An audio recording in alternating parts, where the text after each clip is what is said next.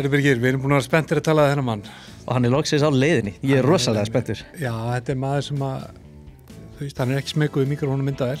Hann liggur ekki á skoðunum sínum. Hann rosa vanur að vera hérna fyrir framann, sko. Já, þetta ankormann Íslands, Ingvi Hrafn Jónsson. Já, sjálfur Hrafnin, sko. Langár Jarlinn var hann kallaður og kallaður. Já.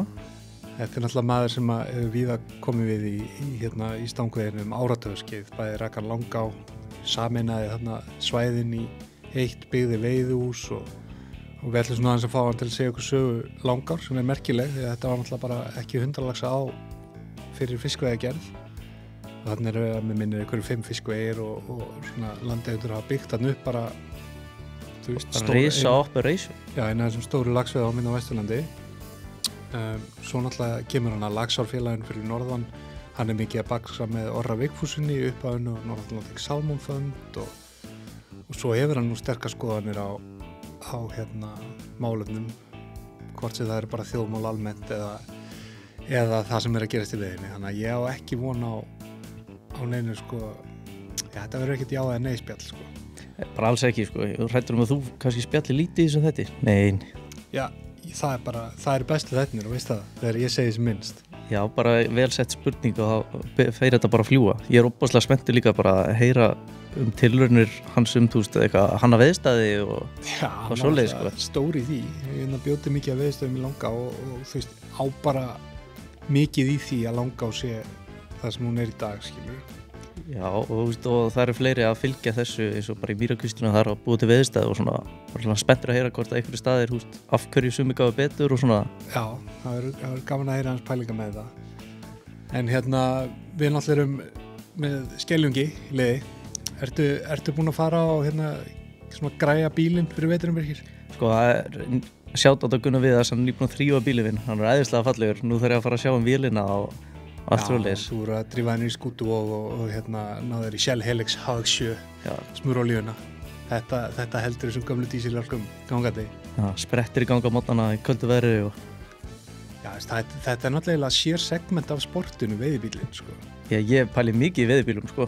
Og bara hausinn snýst út allt að keyra bara, nei, sjá þennan maður, 35 tómi eitthvað, dýrlagur fyrir hennan, ætti að sé beinskittur og var svona miklu meira. Ert þú beinskittur eða sjálfskittur?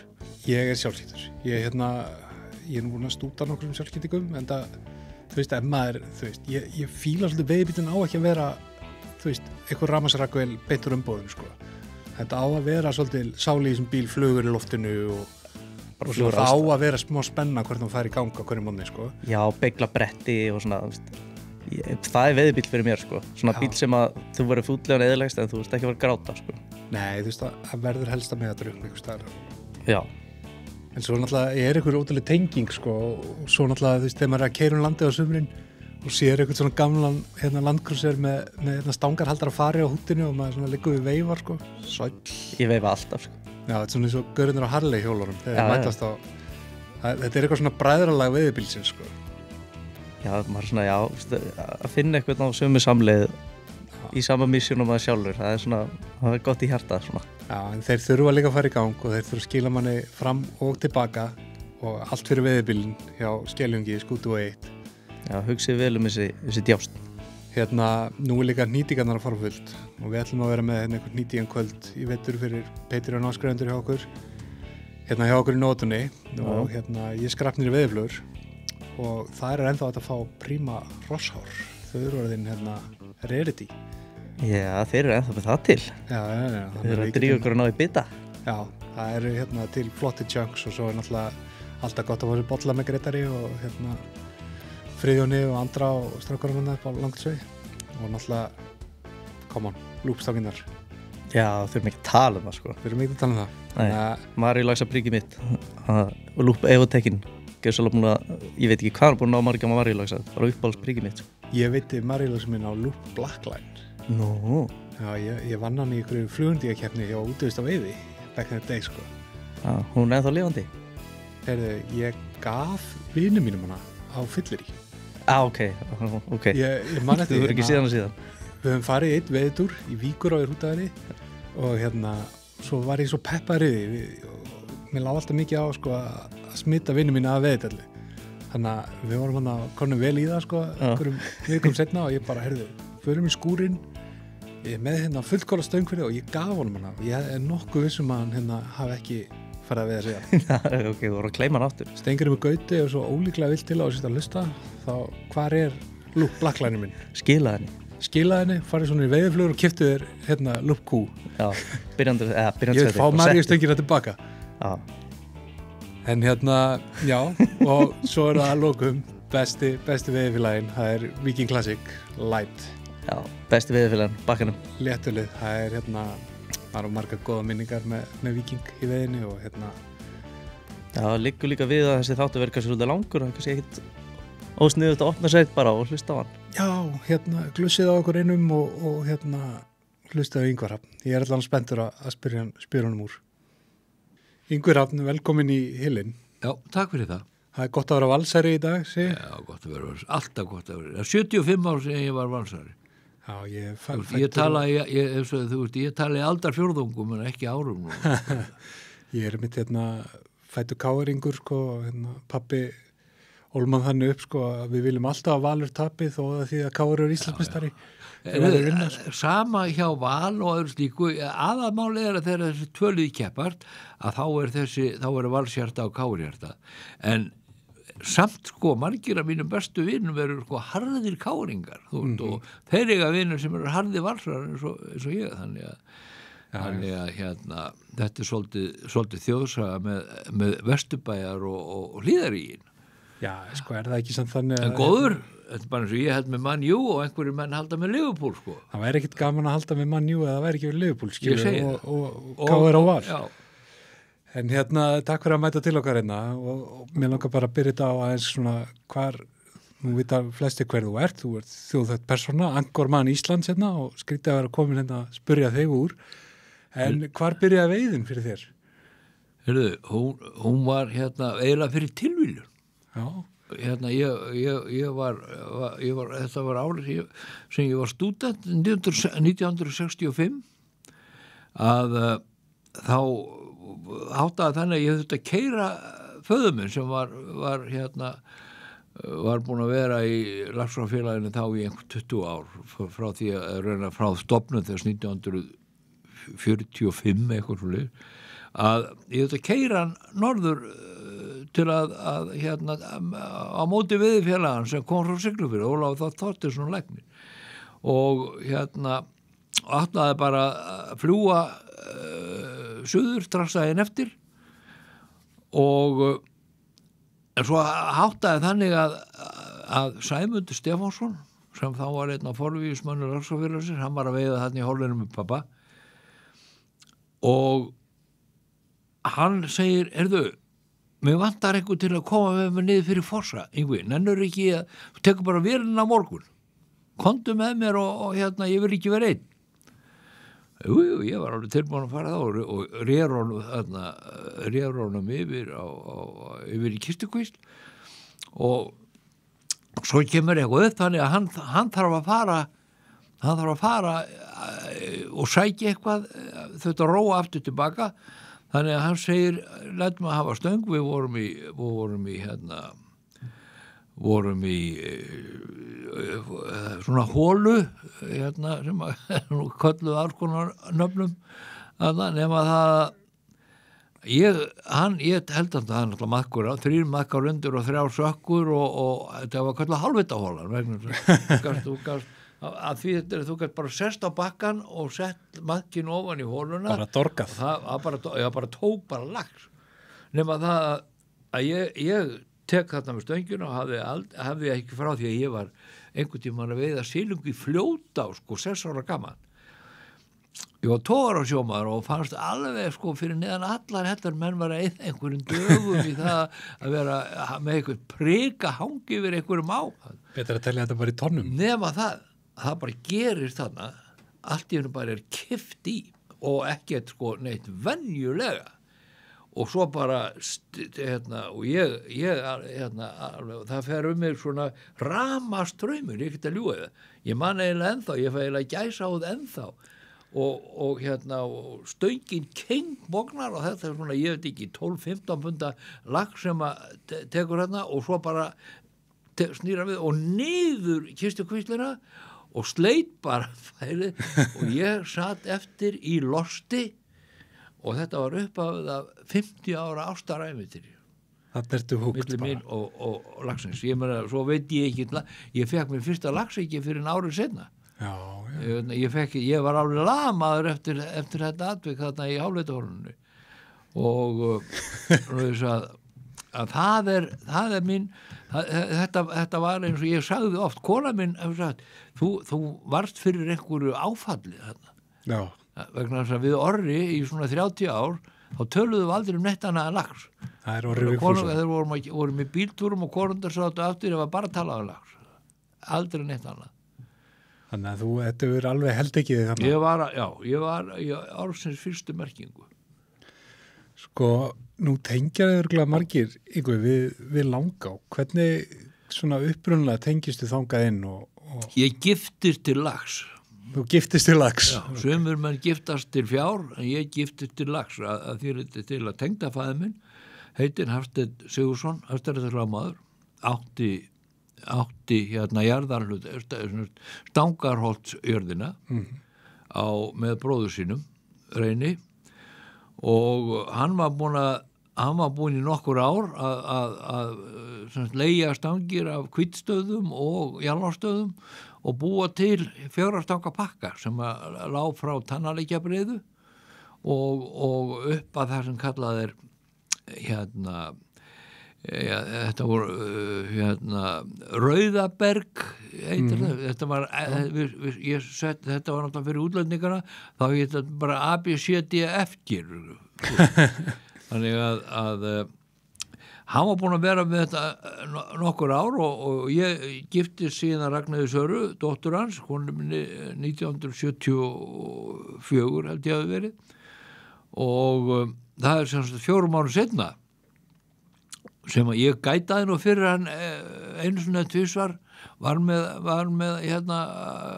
Amelís Koll sem var með og það er sem sagt 4 árum seinna 78 sem að hann bara vill hætta þú veist og það verður til þess að við Ragnheiður við tökum við þessu og 1 og 2 af hans veiðihópum ákvaðum bara þú veist að ég ákvað bara að pröfa þetta það gekk þannig bara einhvern veginn fréttist þetta út og eftir sko byrjaði náttúrulega 78 fyrsta ár mitt 78 þegar Langá var bakka fulla laxi það var aldrei við sérstan ég veist einhverju 2500-600 laxar í henni þannig að fyrsti hópurinn sem ég fekk voru englendingar undir það sem forhorningi var hétt Alan Mann og þeir voru 4 félagar Bretar og athafnamenn sem að voru að halda upp á það að hafa á 20 árum samtal náða að veiða 100 laxa í Skotlandi. Já. Sem á 20 árum. Þeir eru svona veitt á 5 laxa á ári í 20 ár. Og eitt til þess einhverjum 2 til 3 og upp í 4 vikum ári. Þannig að þetta var nú, þeir komu til mér, ég held að rétt að maður hafi verið 20. og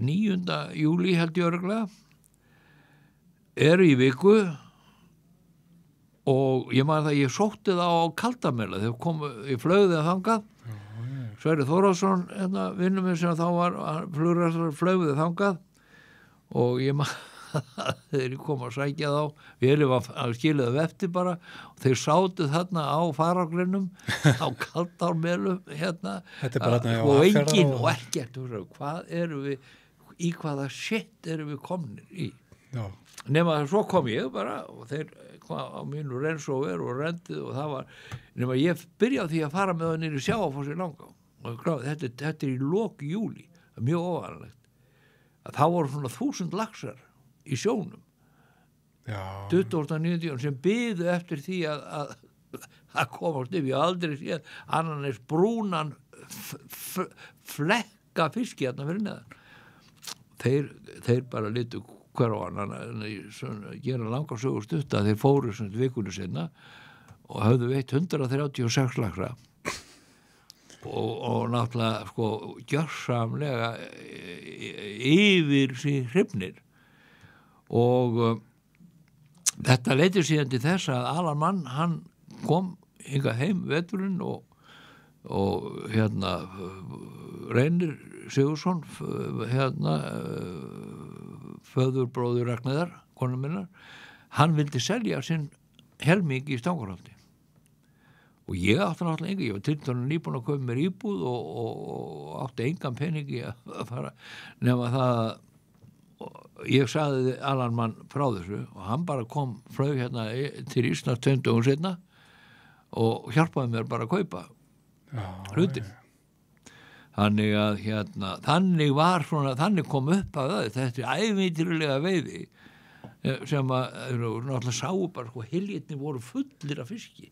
Það láfið að þú getur vaðið úti og bara sko bara vaðið með að laxa. Torfurnar voru slíkar sko. Já. Þannig byrjaði það að við eignuðumst hluti Langá vorum svörnur orðnir og þetta var 78 og svo náttúrulega gekk á ýmsu það kom kalda sumarinn 79 og sem gerði það verkum að upp í Grenjadal þá hvarf bitmýið í 13 ár. Já. Alveg hafði á einhvern veginn útrýmt þetta. Sigurður Már fann þetta út að þegar lesa úr fæðurnar úr seiðamögum og þetta gerði það verkum að smálaxinn í Langá sem var smár var ennþá smærri og eiginlega í nokkur ár að þá var sko aðalveiðin voru svona 45 centimetra tittir sem voru bara eins og eldflögur í laginu og svo með stóran sporð. Já. Langalaxinn segja Sigurður Már, hann telur það að hann með óvanlega stóran sporð sem var af því að hann þurfti að stökkva þegar lax byrjar að gangi í Langá þá þarf hann að stökkva Skuggafoss. Já. Sem helviti mikil hindrun þannig að Sigurður, hann sagði mér það og ég keypti það alveg sko, eins og að vera að renna í mig 19. mánamæki þú veist að þetta væri skýringin nema þetta var svona eiginlega fram til 80 eða fram til 93-4 þegar kviknar aftur bitmýið þessi tegunda mýju sem að seiðin lifa á. Þannig að það voru sko að fara niður 15 og 17 gramma niðurgönguseiði eftir 4 ár og sem síðan 100-falda viktina þeir koma tilbaka 1500 grömm. Já. 15 til 1700 grömm þannig að þú veist að mér sé að þeir vorum að fá 7-8 punda lax þá bara stórlax. Já, ég veit. Þannig að en svo bara var alltaf vaxandi eftirspurn. Þú veist, þetta spurðist út og þetta voru náttúrulega mikið af verstæðu fólki sem kom og svo bara spurðist þetta út. Það væri þarna æðiskengi á og mikil veiði og flott lítið hús, þú veist, og og á árbakkanum áin rinni bóstali gegnum húsið. Já. Þannig að sko ég var komið með hálf frá 1. júlí til 12. til 19. ágúst og þá náttúrulega auðvitað var svo vara sem var boðin upp á frá 5. til 19. ágúst, hún var ekkert sambærileg við þar sem var í júlí til dæmis. Nei. Þú ert náttúrulega á miðsvæðinu ánni. Já, en miðsvæði kemur inn, þú veist, 1. vikunni í júlí og þar er göngu lokið um mánaðamótin, sko, og þá er fiskurinn alltaf færin að Öðrasvæðin upp á fjall og annað. Þannig að þá var allt löngu búið niður á Ánabrekku, ég fór að brjóta heilanum þetta, þú veist, eigum við að reyna að bjóða út nána í heilulagi. Ég var búinn að taka þá á leigu í 2 ár fjallið ákveðnar og ég var búinn að fara í vegagerð, þú veist, og setja niður ræsi að austanverðu og fór að hugsa það og sá bara allt inn fyrir mér að þessi 3 þrepa skipting á ánni að hún var ekkert að skila þeim verðmætum, þú veist, fyrir bændur sem að væru ég man ekki hvað þetta tók langan tíma þú veist að fá síðan samþykkt veiðifélagsins fyrir því að bjóða hann út í heilulagi. Það var mikil andstaða á Ánabrekku sérstaklega, en þær voru náttúrulega bara með 2 stangir, Langarfoss og Ánabrekku stangirnar, en 5 stangir sem að voru bundin við þetta neðsta svæði sem ekki nema einhverjir 3 eða 4 kílómetrar. Já. Og það voru náttúrulega Spánverjar að veiða þar sem voru með ánarlegum og makkveitu og mókuðu blaxi og þannig að svo bara þróast þetta og enda með því að veiðifélag samþykkir þetta, fari ég að byggja veiðihús og það var aðal þröskuldur, hvernig hefur að koma, hvernig við höfum ekki peninga þegar við erum að byggja veiðihús.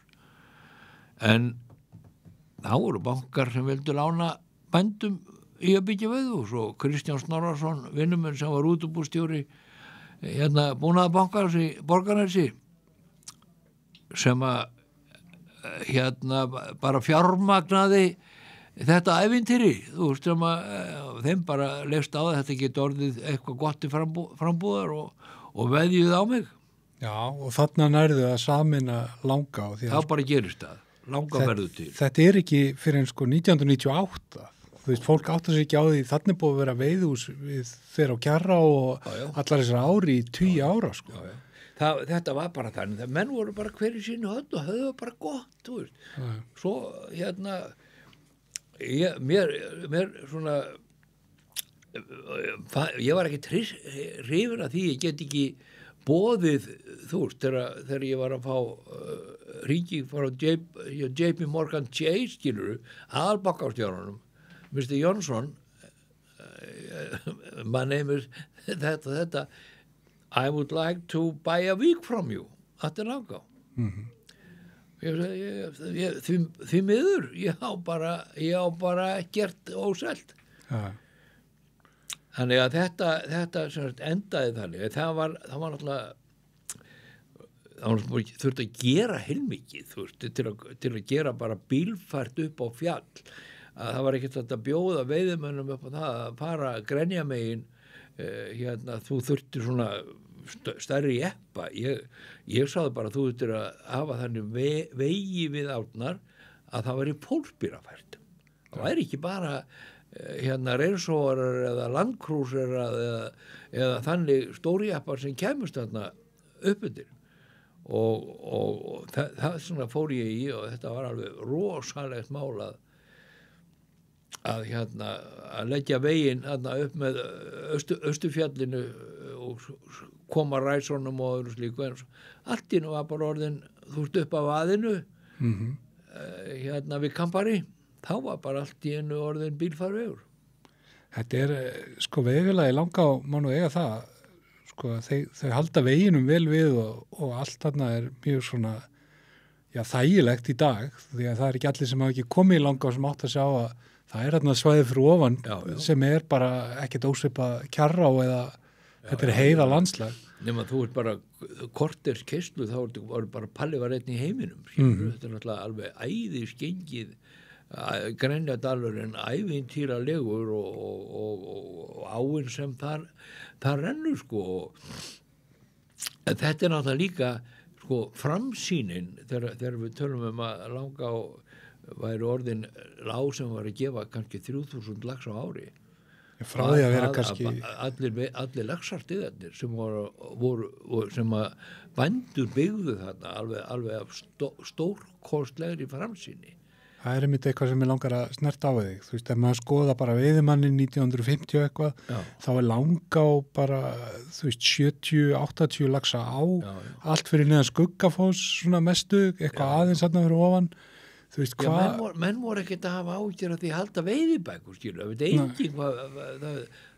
Það var alltaf verið þannig í Langá, þú veist, að það er eins og bara í öllum lám á landinu, gríðarlega sveiflur. En maður heyrði líka af því þegar oljufélagið SO var með ána á leigu hérna í mörg ár bara svona fyrir toppana og útvalda, að menn voru sko að koma að svæðinu fyrir neðan Skuggafoss bara ein laxa torfa sem náði niður í sjó og 5 til 10 og 15 laxar loft í einu að reyna að stökkva fossinn. Þannig að hérna, það var svaka biðröð sko, vegna þess að stundu voru torfdar þannig að laxinn hann þarf svolítið maður sér það ef þeir fylgjast með stökkva, hann þarf aðeins, þú veist eins og maður gerir sko viðlaug. En það var svo mikið kraðagatna að því sögðu mér, menn sem að veitu þarna, sko hlæjandi, engin aður sem að hefa alveg, þú kom fyrir að menn bara komu og hendu neti úti. Bara fylltu net af hérna, þannig að hún var stundum í orðsins fyrstu merkingu, bakka fullar átti. En þetta eru náttúrulega, sko, það er Skuggafoss, það er Katafoss, svo er þetta Sveðjufoss. Já, Sveðjufoss, já. Og hvað, Tófufoss er ekki eitthvað? Já, Tófufoss, jú. Þú veist, þetta er náttúrulega, og sérstaklega náttúrulega stígin við Sveðjufoss er náttúrulega þvílíkt þrekurgett, það var bara gert með hrærivél og fötum. Og bara, menn voru bara að springa dýnamít, þarna var Jósef Reynir arkitekt, Oddur Ólarsson, læknir, Pétur Snæland, og Snærat fjölskyldan öllu saman og sem sagt tengdafæði minn, kona mín, hún var alveg fyrir það að vera að keyra jeppatur alveg frá 10 ára aldri og annars sem þurfti við að þeir voru að sprengja klappina þarna niður því að þetta er gríðarlega hart móberg sem að sennilega hefur komið frá því að það rann hraun þegar það gaus þarna upp á Östarsvæðinu í Grábrúk, Rauðhólum, gaust þar fyrir rétt bara 3000 árum.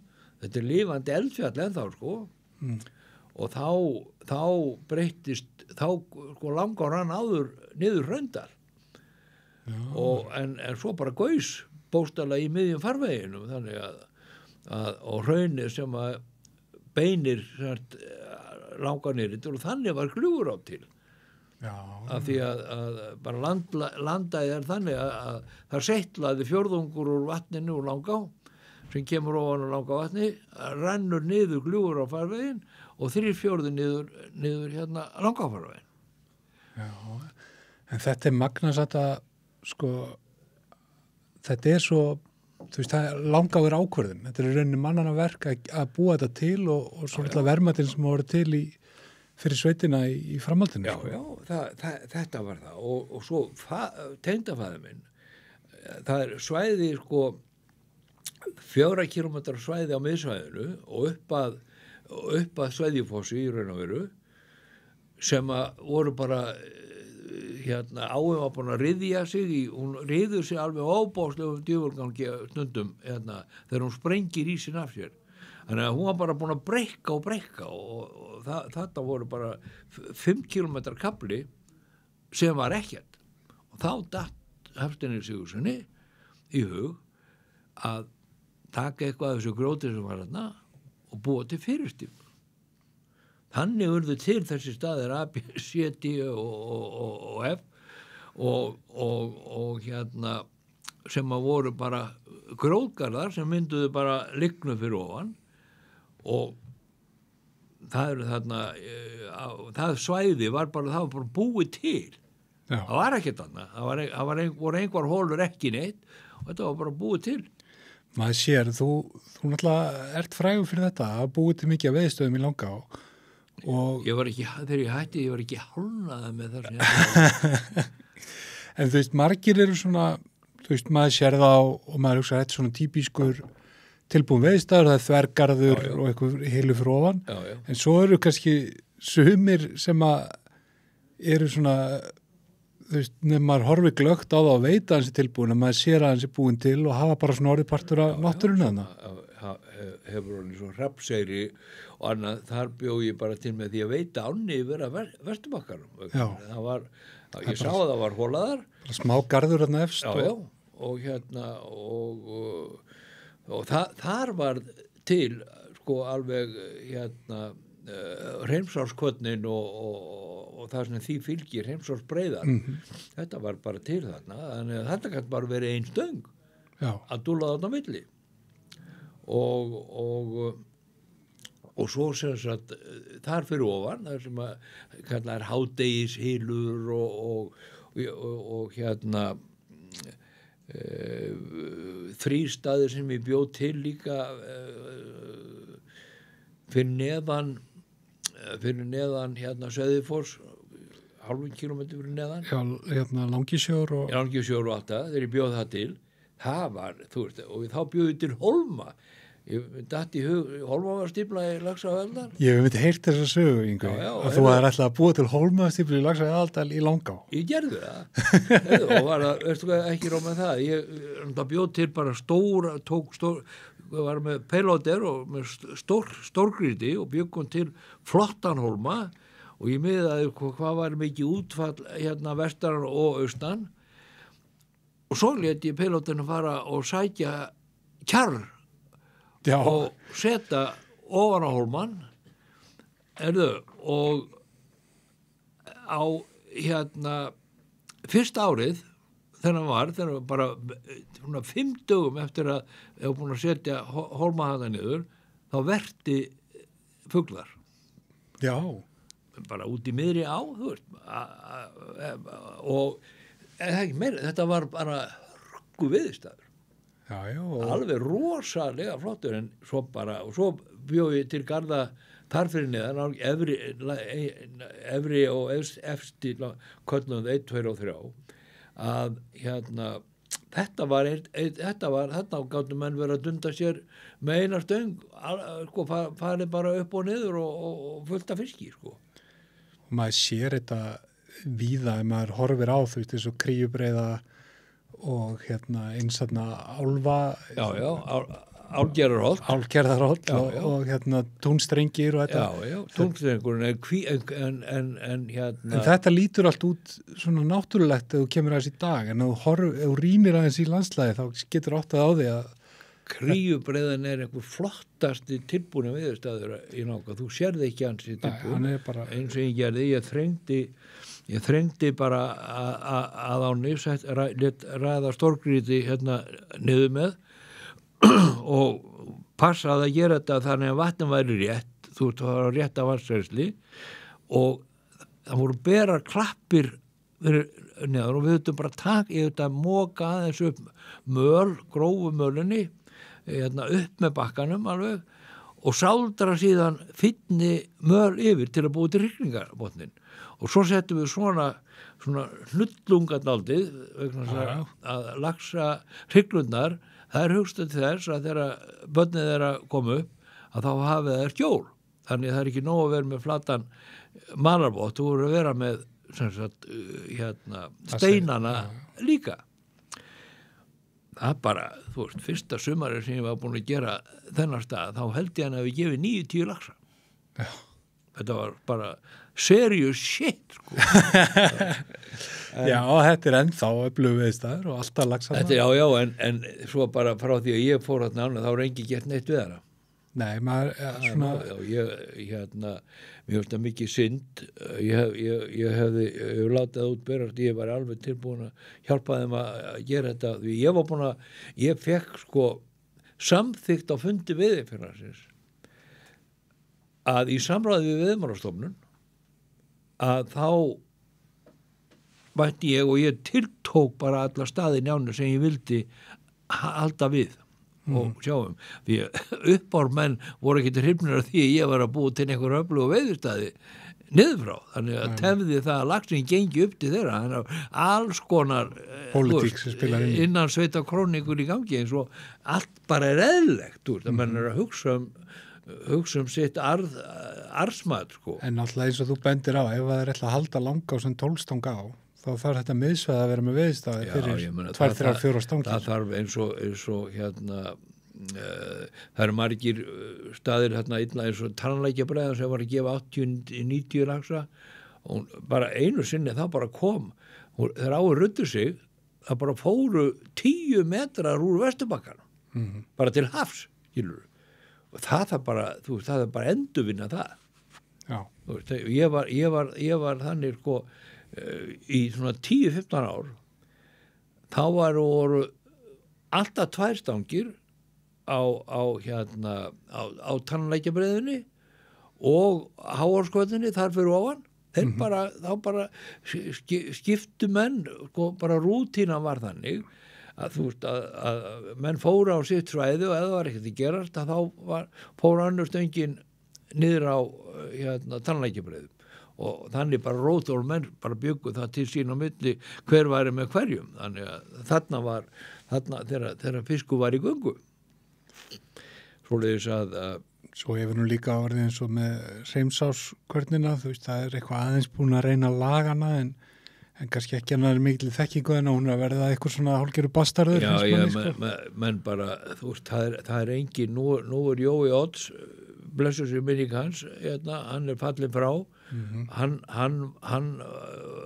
var svona einn af fáum enda náttúrulega svona athafnum maður og kunni á vél og tæki sem að skynjaði hvað þyrfti að gera og nú þegar hann snýtur ekki lengur við að þá líst mér líst ekkert á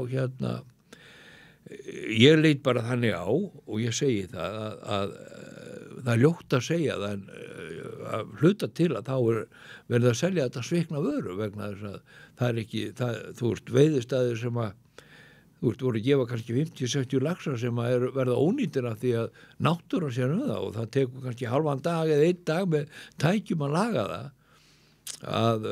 og það er ekki gert þá neðri Hvítstæði eru til dæmis ég þurfti reglulega svona 5 eða 7, 8 fresti þurfti að móka upp á rónum, fekk bara traktorskröfu sem komst niður og bara mókaði mölinni og laðana með svona, til líðar. Náttúrulega það eru til ár sem eru þannig skapaðar að það eru fullar af veiðistöðum alla sína en Langá náttúrulega hún er gerð 12 stangir. Hún er að veruleiti og það sem hún var ekki 12 stangir frá náttúrunar hendi í rauninni. Þetta er svona svolítið að því. Nei, ég meina hún var ekkit ef að mannsöldur hefði ekki komið nárótt og gert það þá er hún náttúrulega ekki neitt. Þetta er bara tilbúin vara, bara mjög flott vara en það þarf að huga mikið að henni og það er þetta að gera þarna á svona 4-5 kilometra svæði bara með innan gæsanlega fegrunar aðgerðum með því að þetta bara þrengja árbakkan og setja niður kannski 2-3 steina á réttu stöðum til að búa til skjól fyrir laxinn og því að leið og byrjir veiðistað þá byrjir til hrygningarstað. Ég meina ég átti svona fekk ég afmælisgjöf held ég 40 þá fekk ég svona kallum skóp laxa í stunginni nýri og með svona spekli þetta er svo bara eins og sjónpípa á kappát nema bara öðrum megin þannig ég eitti oft klukkutíma saman að fylgjast með lífinu í Hyljónum og það er mjög sérstakt sérstaklega á Krýbreiðu ég var þar mikið, ég gæti setið þar á steini og í smá skjóli og fylgst með því sem var að gerast og þegar Hyljónum var orðin svona fullur af laxi þá voru að koma 9 laxar laxin náttúrulega leita sér að hrygningarstöðum þetta er eins og hverfi í íbúðabyggð að það er að finna staðið þar sem hættir að hrygna og koma fyrir þeir sem voru bara kosið fyrir og voru að koma 9 laxar inn þeir voru bara reknir í burtu bara þú veist, bara þá var bara fara fregnur sem hængar, keyrðu bara inn í hlinn, bara út burtu með þig vinur og þá fóru þeir laxar upp fyrir eða niður fyrir og síðan þegar maðkýrum var hleypt á, ég var með fluguveið alveg til 19. ágústurinn og veru, þá kom maðkatímabil að þá voru að veiðast 300 laxar á 10 dögum og þá hreinsuðust helvítið úr hiljónum, hvað 20 dögum seinna, þá sökkuðu náttúrulega laxarnir og reknir í burtu sem höfðu farið upp úr eða niður fyrir, þá bara komu þeir aftur og heilurinn fyllist aftur af laxi. Þannig að veiðistæði tilbúin leið orðina hrygningarstað og uppvastarsvæði. Nú hafa menn oft lendið í þegar þeir fara krukki í smám að það verða ófyrirséðar afleiðingar. Mölum fyrir á hreyfingu, að náttúrulegi staði kannski fyllasta möl verða til þessi ringstreymispittir sem að maður sér nú ekki í langa en maður hefur séð til dæmis í Þverá þar sem að bændur á að reynda búið til veiðstæði með ófyrirséðum afleiðingum. En lendir ekkert í því eins og að nú veit maður að líffræðingarnir finna oft að þegar að búið til veiðstæði að lænur eru þurrkaðar upp til þess að þú veist, fá meira reynsli og leið drepur búsvæði litlu segðana. Þegar það voru nú ekki mörg slík tilfelli en áður en það gerðist að þá lét ég Sigur Má eða einhverja af hans mönnum í borgarnes, Rúna Ragnarsson rafmagnsveiða. Þú veist, til að reynsa sveiðir í burtu og það var aldrei neitt þetta var aldrei neitt þannig að við lokuðum einu eða neinu. Það þarf alltaf að halda reynsli, smá reynsli. Það þarf að halda reynslinu og þú ert að hafa ánægis og hádegisillur sem kallaður fyrir neðan Langasjó að hann þú veist, hann náttúrulega bara fullkomlega búinn til, þú veist. En þetta þarf að vera huggulegt, þannig ef ég hefði haldið þarna áfram þá hefði ég, og ég var búin að sjá fyrir mig, var búin að hanna það að ég hefði bara látið búa til svona palla í poka kjarr, sækja bara kjarr, búa til og bara lyfta því með krana eða sem bara traktorsgröfu og koma þeim fyrir á árbakkanum í maí. Láta það vera þar allt sumarið og þegar veiðtímaverðmorgi þá bara lyfturu þessu aftur upp og færiði inn á landið og geymir það þar yfir veturinn.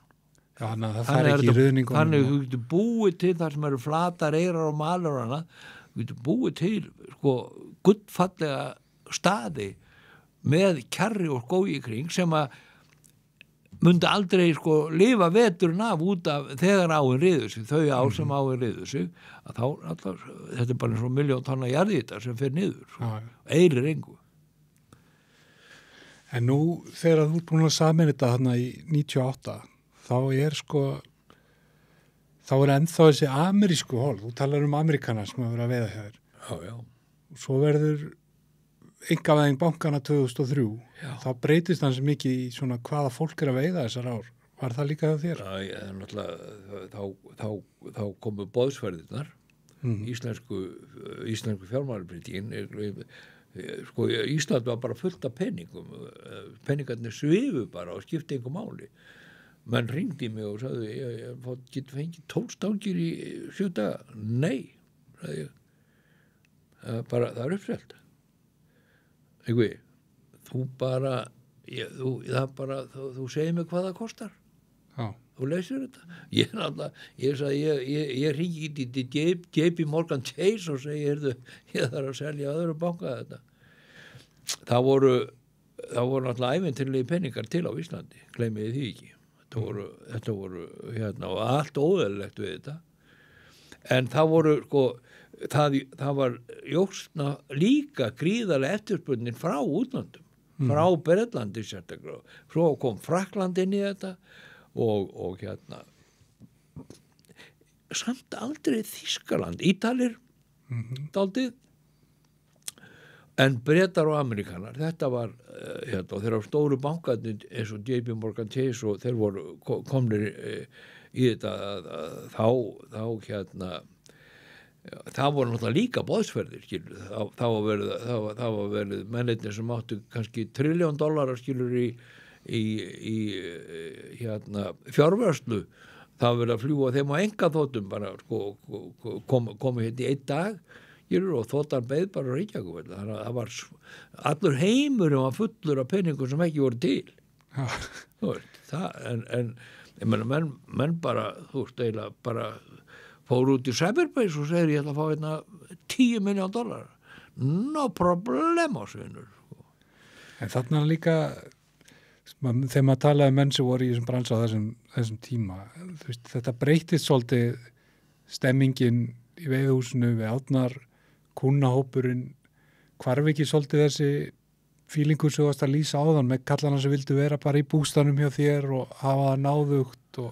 Ég var náttúrulega áfram með menn í bústanum, ég löngu eftir við vorum hætt með ána, Já.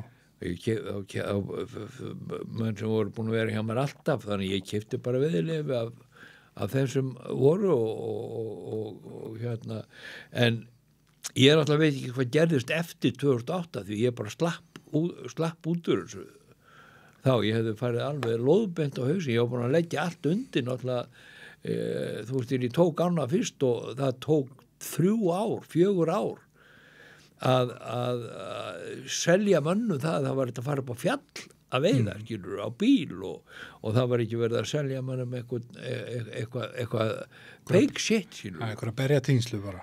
Já, en þetta var mjög sérstakt tímabil þegar íslensku bankamæriður lögðu svona ríkir og ég sá hlið á mönnum sem ég þekkti. Ég var náttúrulega innan gæsalappa þjóðþekktur, þannig ég þekkti nú ansi marga svona fyrirmenn í þjóðfélaginu á öllum sviðum, en menn urðu svolítið hrókafullir með allar þessar peninga. Kunnu sér kannski ekki alveg hóf. Margur verið á öðrum appi. Þetta var svo óbóðslega mikið af peningum og þetta voru svo mikið ungi strákar, sem að vissu ekkert hvað þeir voru að gera þegar þú horfir á þetta eftir og sérði eftirmálin á hrunnmálunum og strákarnir sem lendi í fangelsi og annað, þetta voru ekkert vondi menn. Þeir lentu í þessum hamförum í fjármálaheimi heimsins og það var Ísland var fullt af peningum og Ísland var með einhverja gildingu hjá Moody's og þannig að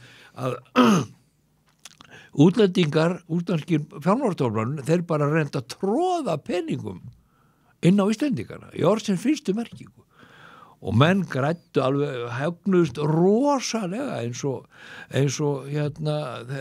þeir sem keyptu Æsland vestlandinnar og seldu þar aftur og annað, það eruðu margir Íslendingar óbóðslega auðugir og án þess að verða neitt kriminalt. Bankamennir sem voru dæmdir, ég held að enginn þeirra hafi raunverulega svindla, þeir réðu bara ekki við kerfið eins og þetta var. Þarna voru þú kannst ekki verið með holðarnar sem kemur skemmtikraftar, skilur, og ónefndar íslenskar stjörnur sem að komu þarna reglulega til að skemmta fólki, eins og það var ekki nóg, að vera að veiða lax í 12 tíma og vera í lúxus fæði og uppihaldi og öðru slíku þannig að og svo komu heilu sendiferðabílarnir náttúrulega fullir af áfengi og byrðum og öðru slíku, þannig að peningarnir voru bara, það var alltaf floti í peningur. Ég held einmitt á þessum árum, ég var nú bara úlingur að gæta í lagsveið á þessum árum, en ég held að maður að sé allar frægustu hljómsveitir landsins eitthvað staðar, Já, tengda við dísilrafstöðu á okkur eyri eitthvað staðar. Já, það var bara þannig. Það var bara þannig. En það kannski eina góða við þetta að í öllu þessum bólsförðum urðu til fullt af góðum lagsveiðumönnum og síðan í framtíðinni keyptu veiðileyfi og hafa keypt síðan, þú veist, og þannig að Já, það eru til alveg fullt af veiðmönnum út af þessu. Já, og það er til líka bara fullt af í dag, fullt af Íslandíslingur sem eru mjög auðugir og munnar ekkert það að borga 300 skatt fyrir daginn, skilur, og vera með gæt sem keyrir bíliðinn og sér allt og sér að setja upp happy hour borðið og annars líkt og sem er bara hið besta mál. Besta mál. Ég er svona maður oft kannski aðeins svona neikvæði gagnvart þessar happy hour veiði, en þetta er náttúrulega bara afþreying og ferðarþjónusta og fólk getur bara það sem það vill við sinn tíma. Já, algjörlega sko, og þetta er náttúrulega eins og núna er náttúrulega þeirra Rússlandi lokað og verður sennilega allavega næsta áratuginn. Já, bara alla fyrir sér framtíð. Það er sko eftirspurnin eftir veiðilegum á Íslandi ég var sko farin að hafa ágjör af því að menniti mínir þeir voru að eldast og endaði náttúrulega eiginlega öll hollin á því að þeir urðu bara gamlir, skilur, og bara gátu ekki lengur verið þetta og ég var orðinn hræddur, skilur, að leyfa þeim að vera einum á bíl og annað, en þeir voru komnir sömur eins og ég undir áttrætt þegar þeir voru margir búin að taka syni sína með en það var ekki endurnýjun, það var ekki að koma eins og þeir var að yfirtaka hollin frá, eins og við Orri yfirtókum, þú veist, þegar pabbi minn, þú veist, ætti og þegar ungumennir, þegar Laxárfélagið var að yngjast upp, skilur, en svo gerist að Laxárfélagið dóa því að það var ekki endurnýjun. Þú veist, bara synirnir og dæturnar höfðu bara ekki efna á að fara norður í 4 daga, þú veist, þannig Laxárfélagið bara leystist upp, var bara ekki eftir að því. Því miður. Eftir 80 ára Steinar Lúðvíksson vinnur minn er að skrifa bók sögur Laxárfélagsins og ég er búin að sjá nokkra kaflur og þetta er ævintýraleg saga. Þetta er mögnu saga. Þessar ár alveg stórkostleg saga.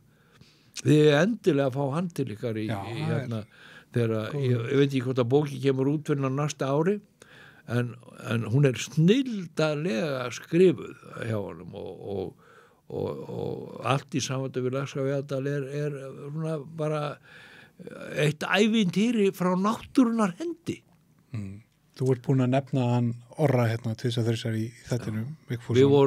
Við vorum nánir vinir í 70 ár.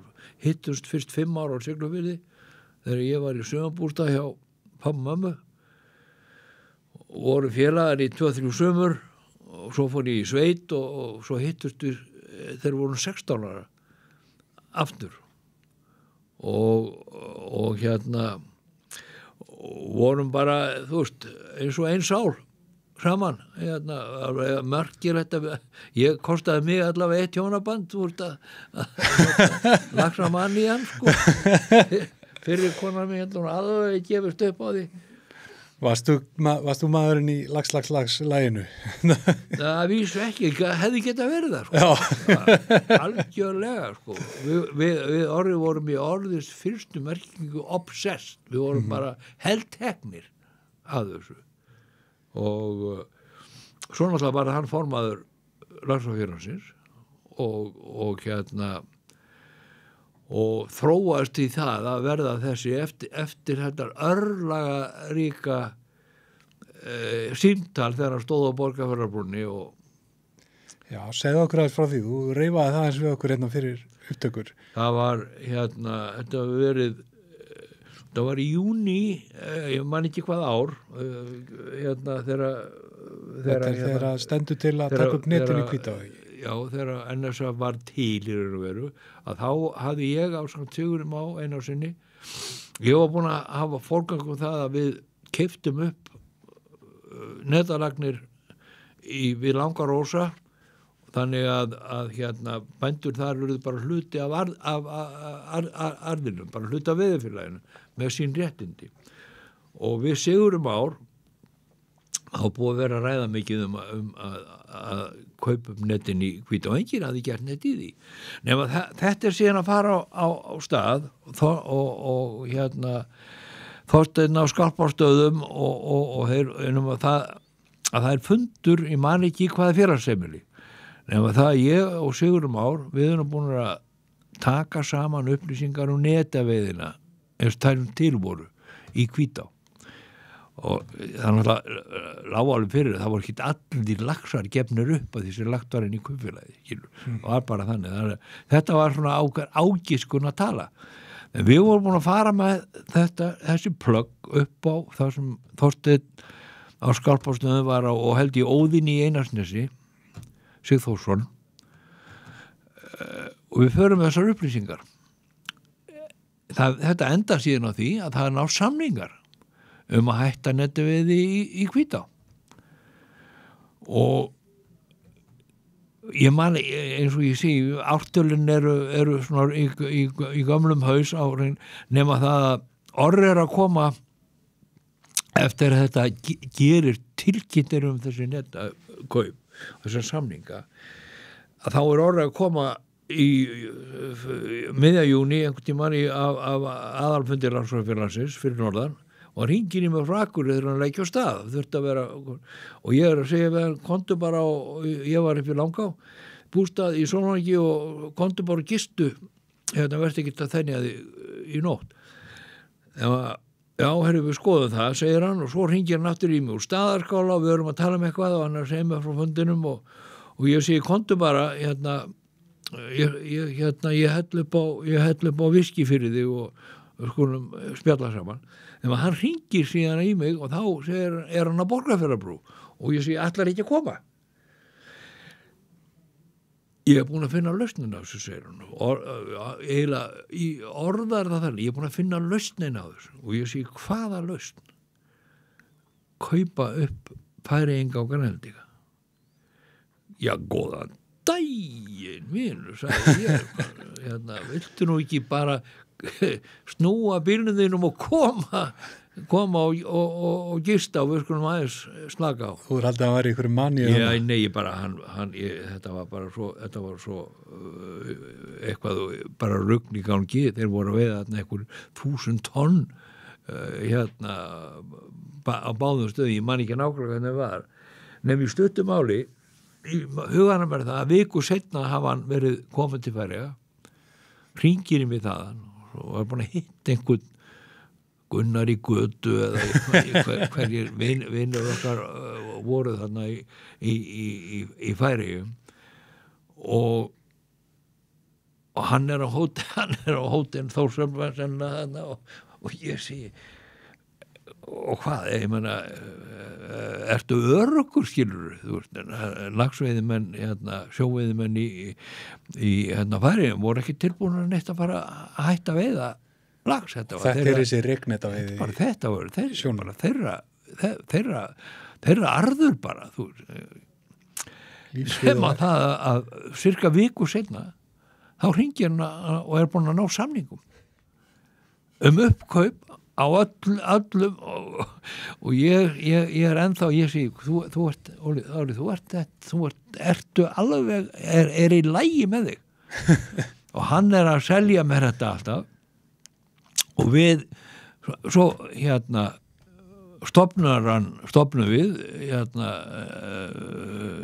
North Atlantic Salmon Fund, laxavendunnarsjóðin, og senna viku seinna skrifa ég upp á $500,000 viksil sem var þá sko, það voru alveg alvöru peningar, þetta var Gerhard, $500,000 viksil held ég sem að Glitnir keypti af honum og Færeyingar fá fyrstu greiðslur bara út, sko, bara blind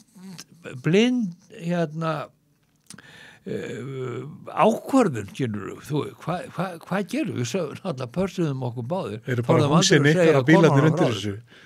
Það vissu ekki fyrir mörgu áratugum seinna. Litu bara á okkur ránkvöldu augur hvernig fíbbi hefðum verið.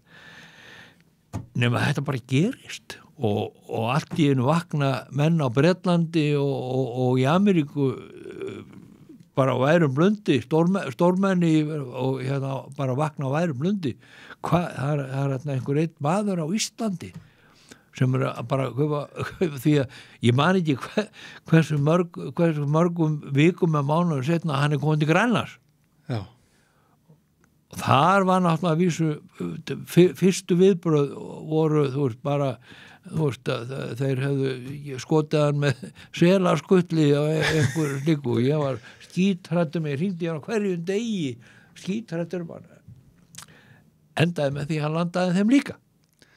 Náttúrulega greinlega, ég náði nú að hitta Orra nokksinum og tala á henni síma áður en hann féll frá en greinlega maður sem hafði svona mikinn svona persónu sjarma. Hann var eiginlega það er eiginlega erfitt að lýsa honum því að hann var, þetta var náttúrulega eins og við vorum alveg heldteknir af laxveiðinni.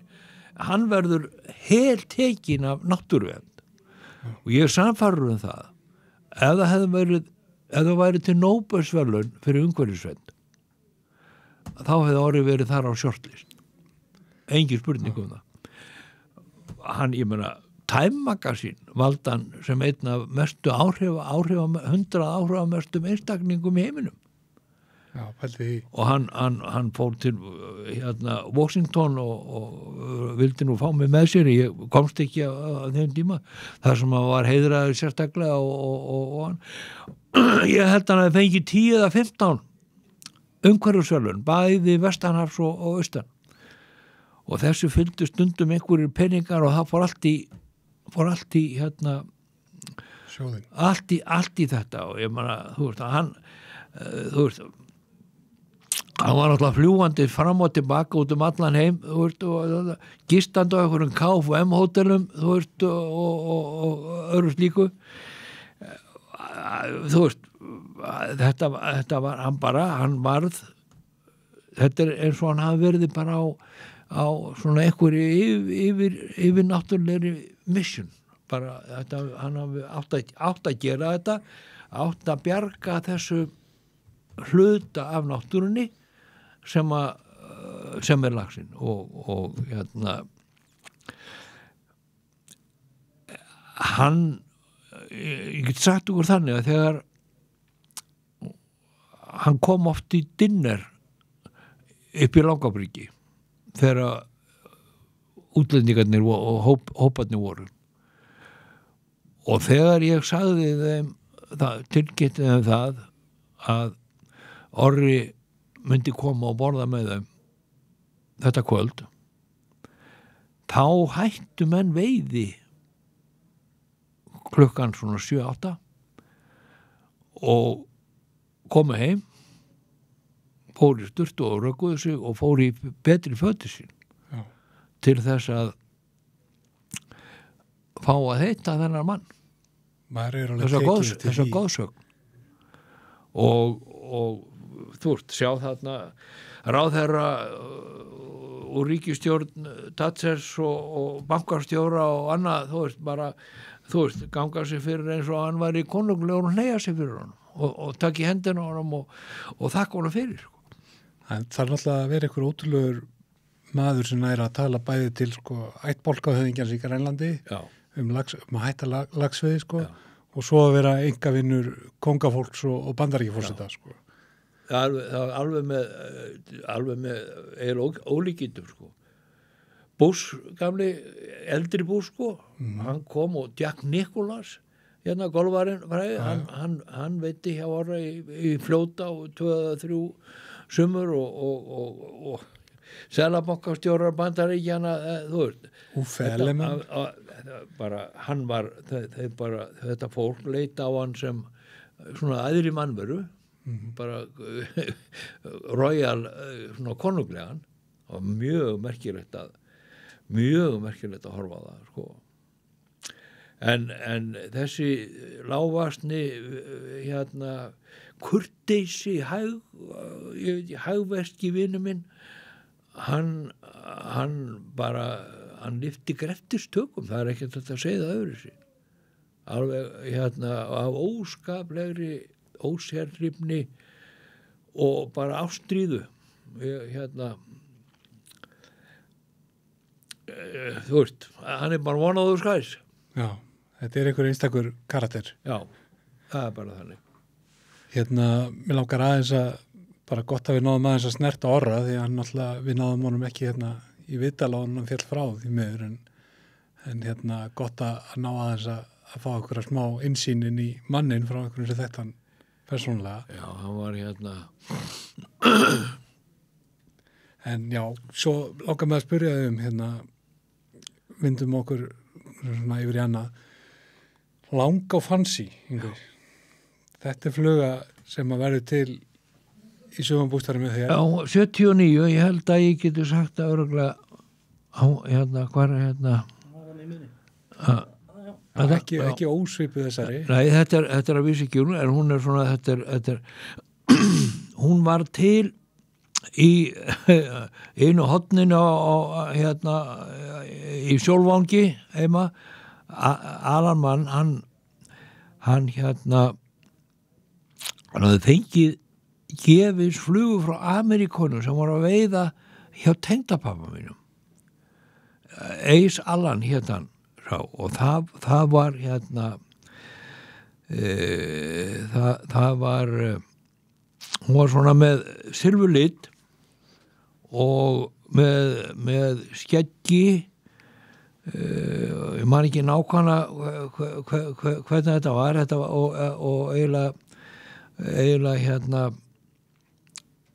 alveg hvít, alveg silfurbúkur hann var þeir höfðu mókveitt á þetta Amerikanarnir og gáði hann og hann einhvern veginn sest niður og með, hann var með nýtningatæki með sér og allt það. Þetta er annar sumar þessi Langá.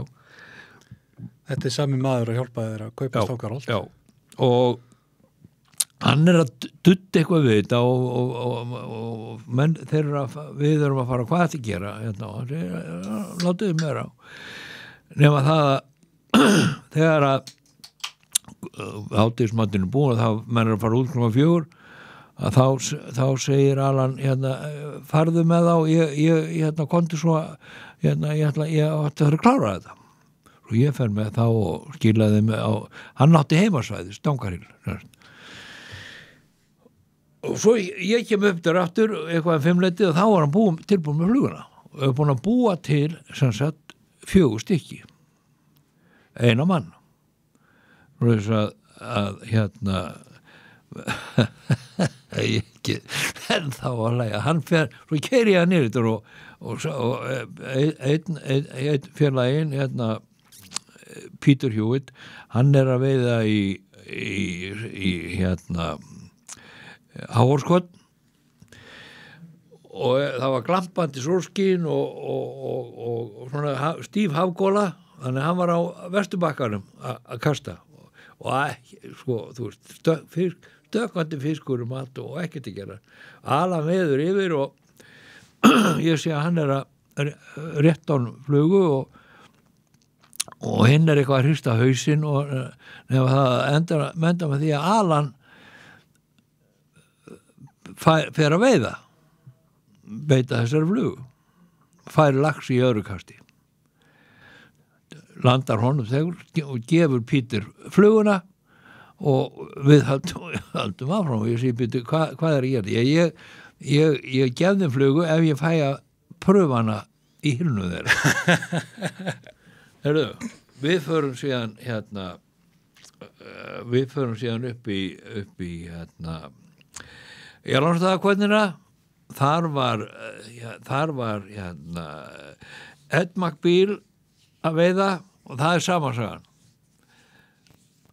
hann hristir höfuð en leifur hún síðan að kasta og Alan fær lags í öðru kasti landar honum og svo förum við upp í neðri Hvítstaðahil við kofan þar Tony Sér þeir eru svona eins og algjöru tvíburar höfðu alist upp saman svona, mjög miklir hrekkjusvín og maður alltaf að þú veist svona líta aftur fyrir sig nema hann labba niður til Tony sem stendur út í miðjum innum og ég sé að Tony segir bara fuck off glemdu því þess að Ala snýr bara við og er að vaða tilbaka og þá kallar Tony í hann og hann snýr við og sama gerir hann fær lagt í öðru kast nema svo keri hann heim og hann á sitt svæði og svo fór ég niður í borgar og segja eitthvað að gera nema það nú kem ég bara upp úr klukkan 10 og byrja á því að sækja þá sem neðsta svæðinu og kem með þá upp úr og þegar við keyrum sérst og inn á Sólvang og sjáum verðundin þá liggja það 9 laxar. Já. Þeir hafði engan fengið. Vinirnir, hann hafði fengið einu lax í öllum minnum þannig að Langafansi gaf þennan dag 9 laxa. 3 í sittkonum minnum og svo tók aðran 6 í Stangarhyl og Réttarhyl ef ég hefði verið. Þannig var Langafansi til. Já, þetta alveg saga til flug. Og svo náttúrulega, þú veist, fréttist þetta út og ég svo náttúrulega enda með því fekk Jónasson sem var minn flugunýtingar maður, sko. Francis.is. Að nýta Langafansi. Þannig að þetta var veiðisælasta flugan í mínum hópum næstu 10-15 árin, sko. Og ennþá stendur alltaf fyrir sínu. Já, og svona bara falli fluga og með silfubúkin og þetta græna og bláa skeggið í sér, sko. En hún til, veit ég, var til í London, ekki í Hardísbúðinni, heldur Farlós. Farlós, já. Þannig að ég veit síðan ekkert meira hvort hún er eitthvað vinsætli heldur en annað í Langa. Það er svo mikið af alls konar flugum í dag eins og þið veit. Jú, ég held að ég nú alltaf hrifin að henni, sérstaklega hits-útgáfunni. Já. Hún stendur alltaf fyrir sínu. Hitsið var nefnilega til í Langa. Ég mitt heyrað því að hjá þessum sömu Ameríkunum sem að við erum að tala Ace Allen og Mac Cunningham þá þessar hitstúpur eins og við þekkja það og þeir kendu okkur þetta og annað sem að hitstúpan þessi Tony Sér, vinur Alans ég sagði ykkur frá hann tannlæknir og hann var tannlæknir, hann dáið núna og mjög skemmtilegur og fittveiðmaður alveg eins og Alan var líka og einhver tíman þegar Amerikanir kendu okkur hitsið þetta sumar er 79 að þá svona þetta breiðist dálítið mikið út frá því Portlandbræði sem við bara könnum hitsið nema það að Tony hann einhvern tímann á tannlæknastofunni og með svona rör í hendinni og fær allt í þessa hugmynd að bora gat á túbuna það var að vísa dálítið þykkara plastið sem var sko þetta dálítið gróft til að byrja með svona glusarör úr tannlæknabor eða eitthvað heyrðu hann bara fer að hugsa og tekur tannlæknabor borar í gegnum og hnýtir síðan túbuna kemur með, þetta hittstúpan hún verður til á tannlæknastofu í Brighton í Englandi og Tony Sér höfundurinn og ég gleymi því aldrei maður hann þegar við byrjum þá sína okkur þetta við höfum enga trúar hitsar ekki túbum að þetta átti mikið hár á henni og þetta var svona þykk svona plastið dálítið þykkt og við förum og það var svolítið svona áin var í þokkalegu þannig að sjá aðeins í steinana í miðunni og mjög flott þannig að það var fiskur í vaffinu Já, í stangarillu kastar maður og lyftir upp stönginni og túpan kemur upp og mér fannst hún daldið sko gróf röndin í vatninu frussaði svolítið tók lax bara alveg með það sama og þannig að mók veitist á þetta hittstúpu og hún einhvern veginn, hún frá þessari tannlæknastofu í Brighton á Bretlandi að þá þetta orðið náttúrulega Þetta ykkur einasta flugubóksi á landinu í dag, já, algjörlega svo svo þægilegt, sko ég var ennþá mjórri plasteldur en þetta, sko þetta bara svo þægilegt þú veist, og ekki að hafa neitt fyrir þessu svo þessi fallega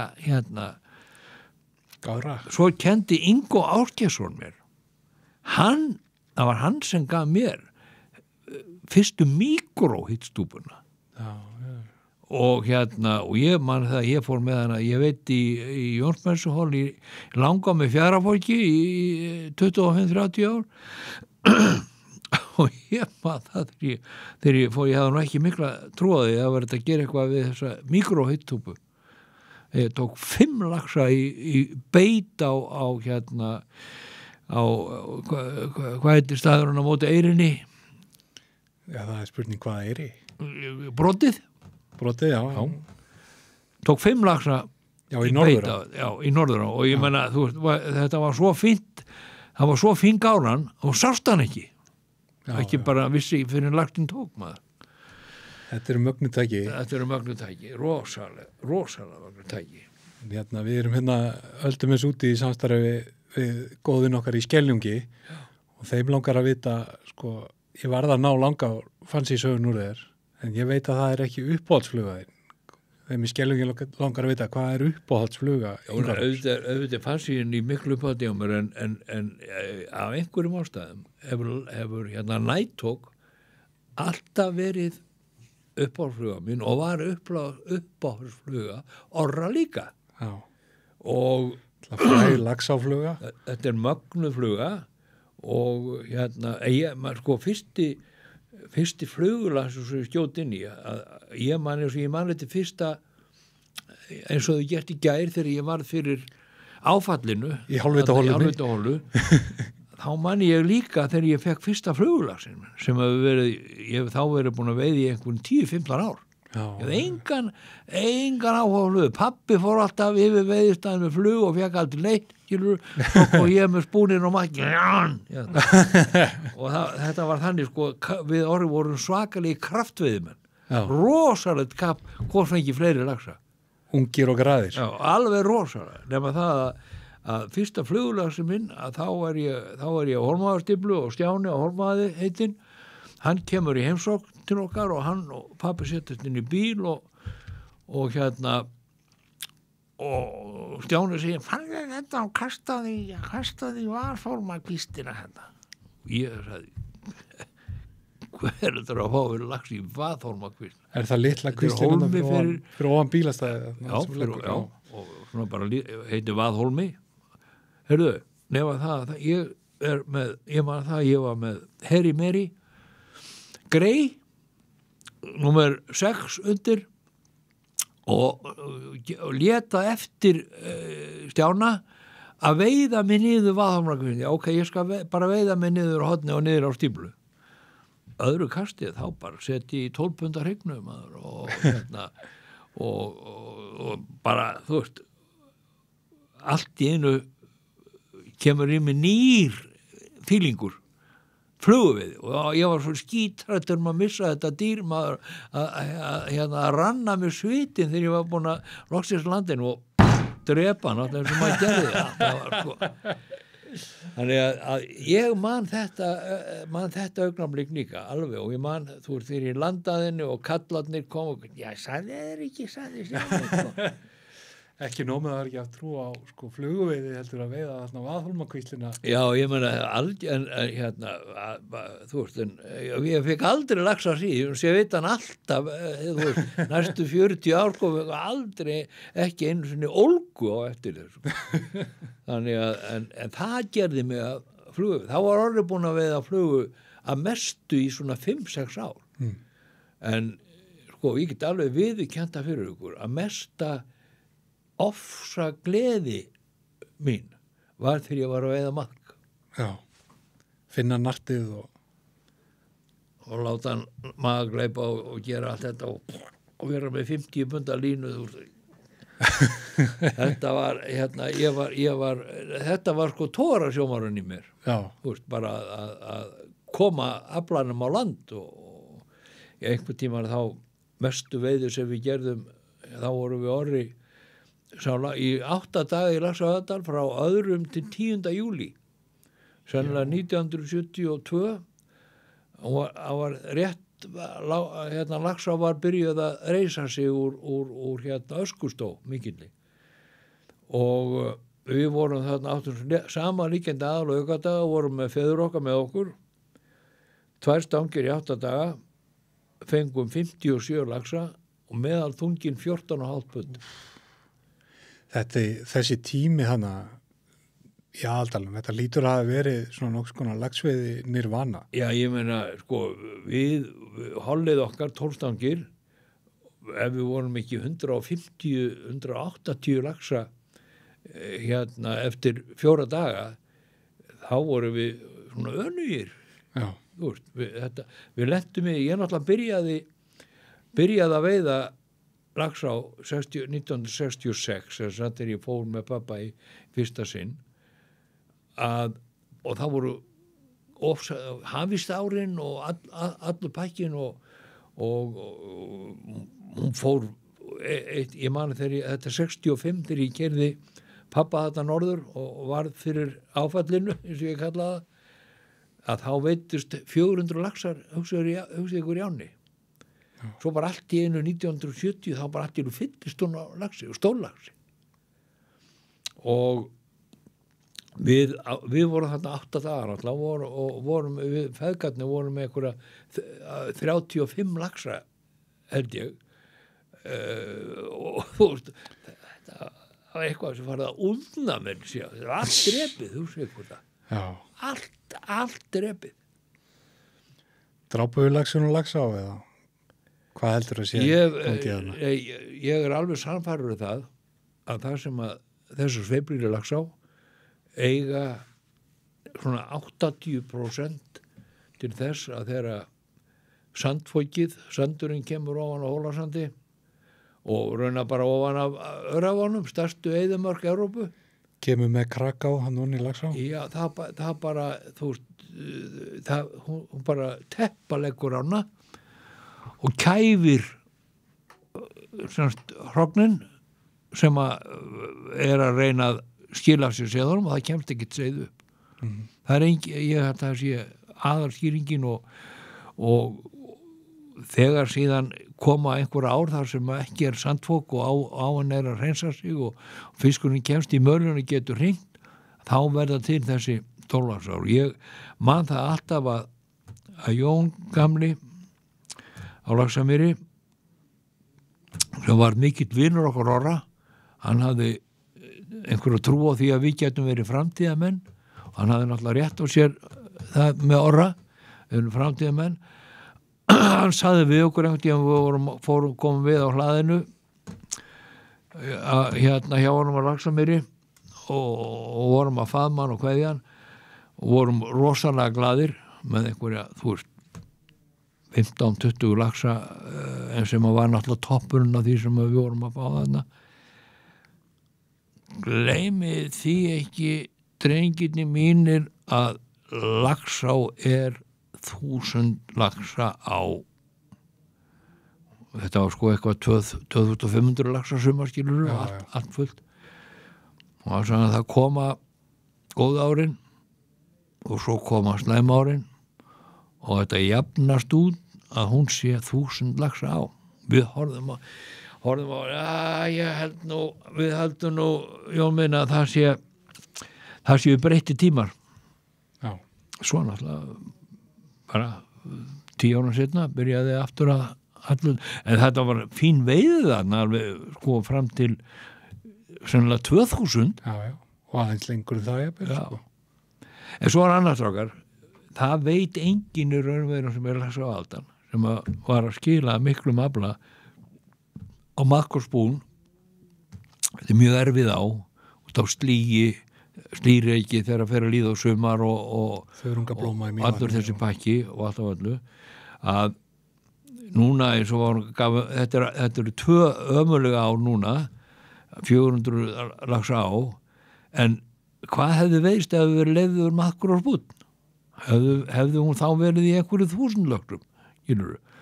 Því að þetta er svo mikið stórt og mikið fljót, þú nærði ekkert, það er margir staðir sem þú nærði ekkert með flugu, skilurðu? Það er alveg rétt. Þú getur í Nestlandi, þú getur róið þar meira, þú getur róið svolítið okkur á, því ég var sko á Laxafjarðarsvæðinu, þannig að þú veist, þegar menn er að tann útlöka spún og maðk og annars sem hluta veiði, það veit enginn þá hvaða þýðingu hefur það fyrir heildan aflan Jáni. En að móti kemur náttúrulega einhver endurveiði úr veið og sleppa á svona. Já, nákvæmlega. Það er erfitt að bera saman þessar tölur á marganátt. Sko. Svo veit enginn hvaða áhrif það hefur til þess að hrygnur ef þau eru búið dauðþreita þær. Hvaða áhrif hefur það til þess að getur hún hringt, nær hún sér alveg, getur hún hringt hérna af fullum krafti og öðru sem er hængin, þú veist, að þetta er svo merkilegt að í bókina Steinars Lúðvíkssonar, Laxafélagið, að það er sko fyrir 100 árum, fyrir meirinn 100 árum, eru laxmýringar sem þeir sem þar bjuggu farin að fá vísindamenn til að reyna að rannsaka ána, reyna að skynja, þú veist hvað er að gera. Þarna voru menn að veiða í kistukvísl, það sem heitur hún kistukvísl, menn þetta voru gríðarlega mikil uppgrip fyrir bændur að taka þarna svakalega verðmætt. Að þeir voru farin að fá sko náttúrufræðinga til að skoða ána og spá og spekulera í hvað var þetta að gera eitthvað og annar sko. Þannig að þetta er náttúrulega alveg ótrúlegt náttúru fyrirbæri. Ég veit ekki hvort þið hafið veitt þarna eða þekkið hana á einhvern dátt sko. Já, ég nú ekki mikið veitt laxana, ég 2 veitt í Nesi en veitt upp í Mývarsveit og Laxardal í yfir 20 áruna. Já. Og þetta er náttúrulega, þetta er þessi stóra, þú veist, þetta er mesta veiði á Íslandi, hvort sem þú talar uppi Mývatn eða Laxardal eða Aðaldal. Já. Þetta er alveg, en það er mörg og ósvarað og ég síðustu 15-20 árin, 30 árin þá veit ég bara á flugu og ég var náttúrulega þú veist, sleppt öllu vegna sem ég var bara, ég átti ekki fólk til að gefa alla þá laxa sem ég gat veitt og annað og ég var hættur að nota aldrei háf og var orðin ólugur pjúristi þú veist, í veiðinni en ég saknaði alltaf og sakna enn makkveiðina og spúnnin þegar maður var þú veist, á full og svo búm, þetta, takan þetta er miklu meiri tökur og skemmtilegri heldur nú þau eru að kasta flug og kemur lax upp og tekur hann og snýr sér við og þú hallar þér aftur og tekur svona að spúnveið og makkaðið eru miklu svona ofsafengnari eins og var nema bara, þú veist. Já, nú sittur þú hérna á móti mér sko, sem er aðeins yngri en þú. Ég hef aldrei veitt lax á maðk og aldrei veitt lax á spún sko. Já, það er alveg sko, ég meina, sérstaklega þegar maður var í kistukvíslinu öllu og Stórafossi í lax og öllu þessu svakalega vatni að þegar tók hjá manni fiskur á ævintýrin sko, hvað var að gerast að skrönglast niður kistukvíslina og hlaupandi og þetta voru ævintýri, flugum svona Já, þetta er svona svona svo ballett Jú með að við hittir svona eins og smá jarðítudæmi Já, og líka þú veist kannski einhver leiti bara Það minna laxi, það eru fleiri góðu veiðumenn, meira álag, fleiri stangir. Hérna, en svo náttúrulega er eins og nú er laxateljar í Langá, í Skuggafossi og upp í Sveiði. Í Skuggafossi, sko. En ég reknaði alltaf með því að helmingurinn af laxinu við Langá gengi upp Skuggafoss, þú veist, gæti verið 40%, en ef það ganga 2000 laxar í gegnum teljaran, þá var ég að giska að það væri kannski 3500 laxar í áni aldri. Já. Þetta eru 26 km veiðisvæði og mikið á hólum og hyljum til að vera í, en samt, þú veist, þannig, ég meina við upplöfum það eins og með breiður í Langá, þú veist, þegar niður við bara dettur haustum á mér stóri hylurinn í Langá. Hvar er hann staðstur? Við getum örugglega púslað þessu saman. Já, kletturinn, það er alveg dottur haustum á mér. Klettur. Neðarlega. Strengir. Fyrir ofan Eyrarnar. Nei, Fossinn þar. Katafoss, gljúfur. Nei, fyrir ofan. Eyrarsund. Nei, fyrir ofan Eyrarsund. Glanni, ok, bingo. Glanni. Að, sko, það kom fyrir að þegar var lítið vatn í Langá, ef ekki rigndi, að þá safnaðist, sko, mest heldum við að Jóhannes Ránabrekku hafi sett mér að það voru 1500 laxar í Glanna. Já.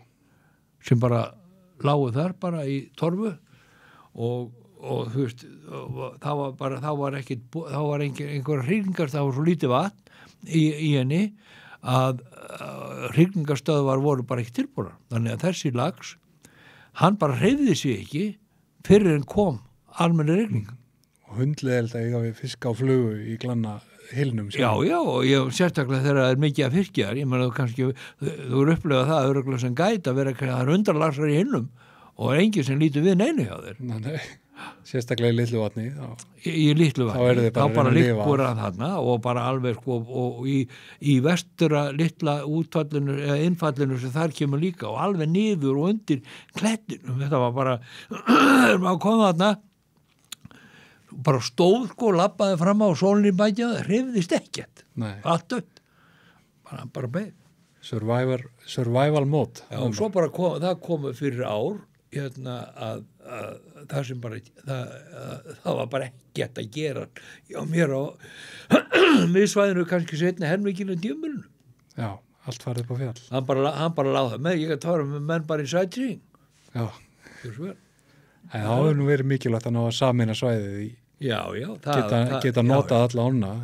Það var meðan annar, sko, en þetta voru alveg svakalega og svo bara var veiðin og það var ekki fyrir kannski meðan október að ringdi. Þá bara hvar var allur laxinn á svona einu sólarhring. Allt bara lífið og komin á sína hrygningarstöðvar og allir veiði með barnin. Skilaði sínu. Já, það var bara þannig. Nú var Stanguheiðfélagið að gera nýjan 7 ára samning Langá. Hvernig líst þér? Þú varst búin að nefna ég var glaður fyrir hönd vina minna við Langá að þeir getu semja við Stangá vegna þess að bæði út af því að íslenskir veiðimenn hafi aðgangað að ám. Náttúrulega norður á var náttúrulega í áratugi kjölfestan í starfi Stangó, en sko ég heyrði tölur það, eitthvað sem var einhvern milli 75 til 80 milljónir. Nú bættist við stöngin upp á eftirsvæði, ein stöng þar sem er nú ekki mikið svirið, það er ekki margir staðir sem hættir að veiða skemmtilegir sem hættir að veiða laxar. En ég heyrði einhverja tölur að 70 til 80 milljónir miðað við það að það var boðið í 7 stangir Laxeyjar Leirársveit 70 milljónir og að þeir Þverár og Kjarrármenn sé að borga einhverjar 140 milljónir fyrir 14 stangir þar, að þá ættist Langá að vera stórlega undir verðlögð upp á einhverjar 30-40 milljónir. Langá ætti, ég segi vegna þess að Langá eina 10 bestu laxveiðum heimsins í dag, hún bara í þeim hópi. Vantar bara stóra fiskinn. Þannig að það engin spurning í mínum huga en bændur samþyktu þetta og vonandi verður þetta bara heillavænlegt samstarf. Já, maður svona, ég hef nú ekki heyrt neina tölur en maður vissi þannig að það voru fleiri að bera víurnar í Það var Ingo og þeir, ég man ekki hvað þeir heita. Starir. Starir. Já, akkurat. Ég heyrði það að þeir hefðu boðið, en ég veit ekki af hverju Stangó var tekið fram yfir hitt. Ég heyrði að einhverjir langarbændu vildu semja við staramenn og teldu þá vænlegri til að gera eitthvað, en þetta fá bara svona og vonandi verður þetta allavega gleðilegt fyrir Íslendingana algjörlega að geta gengið fyrir. Og náttúrulega Langá í rauninni eftir að norður ákvar og braut orðin svona hortsteinn starfseminnar í Stangó. Já, en það hefur bara fjölga líka, það góðu fréttir að fjölga mikið og mikið aðsókn að koma stað í Stangófélaginu. Þetta fylgir náttúrulega því að bara aukin efnahagur og fólk og bara meðal maðurinn, meðal fjölskylda hefur bara heilmikið fjárráð til að geta keypt veiðileyfi.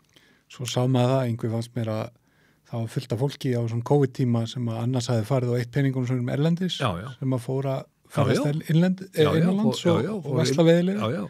En það verður mjög erfitt fyrir Íslandingana að samt að keppa við útlenska ofurbanka og milljónera og íslenska lögaðila milljónamæningar sem að vilja og eru tilbúnir að kaupa og borga fyrirfram. Ég hef heyrt það, menn eru tilbúin að kaupa stangir, 12 stangir í heila viku í 10 ár og borga kass.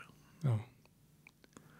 Þú veist, þannig að ekkert mála að leggja einhverja $2 milljón á borðið fyrir að fá örugt aðgengi að þessum á. Einhverjum tilvikum þá eru menn að gera svona díla. Maður hefur séð, maður svona horfir á það að þessar árið náttúrulega hverfa úr svona, eru svona löngu hortnar úr svona, hvað mann segja, möguleikum bara það fólk sem með eðlilegt heimilsbókald. Já. Og það skiptir kannski litlu máli hvort að dagurinn kosti 200 eða 500.000 fyrir flest fólk, sko.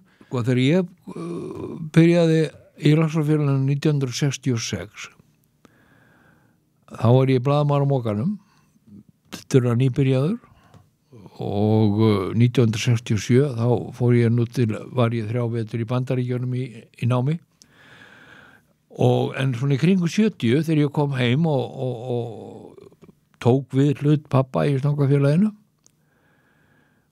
að þá vorum við 6 daga. Það var túrin 6 dagar. Og þá dugði hálfmánaðar laun mín á Mokanum sem blaðamaður fyrir veiðileyfunum í 6 daga. Þú farir ekki langt á því dýrustu lax. Blaðamaður á Mokanum í dag, ég veit ekki, hann geti kannski verið með helmingurinn af mánaðarlaunum geti verið 400 kall. Sennilega ekki alveg það. Og kaupa 6 daga í veiði, þú veist, fyrir það. Nei, þannig að ég nú bara að sýna ykkur svona dæmi hvernig hlutinni voru þá, skilur við það, en það var ekkert öllum gefur, og það voru alltaf Húsvíkingar og Akureyringar með sinn hluta í ánni og það var heilmikið mál, strákar, fyrir 50 árum 60 árum að keyra norður yfir, þú veist, á ómálbyggum vegum þetta var alveg heil dagsferð til Akureyrar og gist þar og og fara síðan til Húsavíkur og þannig að svo gistu menn bara aftur á Akureyri áður en lögðu í 10-12 tíma ferð að keyra og ef að hefðu verið rigningasumur til dæmis og vegirnir voru sko, ég meina ég að hugsa til þess þegar ég var að keyra þarna norður í þvílíkar hólur og aðra Holtavörðheiðin og annað, bara reyn skelfing. Þannig að það var ekki eðlilegra að þetta var svo, þessi á var svo langt í burtu að verðið á veiðilegunum væri viðráðlegt. Bara markaður, hann bara sá það. Það var bara þannig. Þetta bara framboð eftirspurn. Já, algjörlega. Og við náttúrulega vitum ekki, tökum það kannski fram, við náttúrulega vitum ekki nákvæmlega hverja tölurnar eru í þessu langardæmi. Nei, ég þeir allavega voru bændur sáttir. Já, það er sáttir. Þannig að ég ætla bara að vona að stangveiðifélagið hafi í sér manndóm til að hlúa að ánni. Ekki láta náttúruna yðurlega. Náttúran, hún er algjörlega það sem ég gerði þarna. Náttúran var fyllilega sátt við það sem ég var að gera með því að skila mér laxarseiðum og hringarstöðum og öðru slíku. Ég held að svona, ef maður ætti eitthvað að segja ykkur á skoðun sína, þá er náttúrulega ljóst að það þarf að hlúa að langa og ef hún á að vera 12 stanga og í hæsta flokki. Algjörlega. Það er ekki bara nóg að láta hann að renna, þá er hún kannski bara 8 eða 10 stanga á. Já, og ég meina, það verður að vera með 3-4 veiðistaðir. Þú veist, ég var með, held ég, þegar ég gaf, ég gerði, þegar við kannski sé það, veiðigætt sem ég bjóð til fyrir, ég held að vera með 94 merta veiðistæði. Já. Og þú veist, það eru þá, 8 innan gæsalappa 8 veiðistæðir á stöng sem ekki. Þú ert ekki með ef þú deilir langarsvæðin í 12 og setur þú veist þetta kílómetrin þetta, það er ekki 8 veiðistæðir garanterar á öllum þessum svæðum. Nei, það er kannski 2 á 4 kílómetra svæði. Þó að það sé skilt einhvers staðar, það er ekki fiskur í flugvallarstreng þó þið langið það sko. Já. Það er bara þannig. Heyrðu Yngvi, bara takk kærlega fyrir að mæta til okkar í spjall. Það er bara sannur heiður að fá þig og segja okkur aðeins þína sögu í veiðinni. Heyrðu, ég er bara glaður að skuli vera til eitthvað svona veiði podcast og bara bara árningu bara alltaf heilla í því og gaman að sjá svona unga menn sem eru að stunda veiðar, hafa tekjur af veiði og nýta flugur og gera þætti og annað slíkt. Þetta er bara þetta eykur og dreifir hróður veiði íþróttarinnar. Takk hérlega fyrir það. Takk fyrir að hafa svona gamla kalli á okkur. Já, bara okkar er heiðurinn.